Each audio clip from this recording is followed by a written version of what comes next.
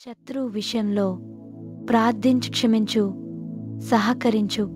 క్రైస్తవులమైన మనలో చాలామంది శత్రువులను ప్రేమించలేని స్థితిలో ఎందుకుండిపోతున్నాం? అందుకు కారణాలు దేవుని యొక్క వాక్యాన్ని సరిగా గ్రహించకపోవడం, హృదయంలో అపకారాన్ని ఎంచుకుంటూ పైకి నవ్వుతూ మాట్లాడుతూ నేను శత్రువును ప్రేమిస్తున్నాను అనే భ్రమలో ఉండిపోవడం. యేసైతే నీవు శత్రువులను క్షమిస్తేనే నేను నిన్ను క్షమిస్తాను అని, నిన్ను బాధించే వారి కోసం ప్రార్థన చెయ్యి అని, నిన్ను దూషించే వారిని నీవు దీవించు అని, వారు ఆపదలో ఉంటే వారికి సహాయం చేయి అని చెప్పారు. లూకా 6:27, 28, 36.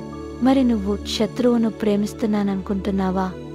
లేదంటే యేసు చెప్పిన వాక్యాన్ని పాటిస్తూ నిజంగానే శత్రువును ప్రేమిస్తున్నావా? ఆలోచించు.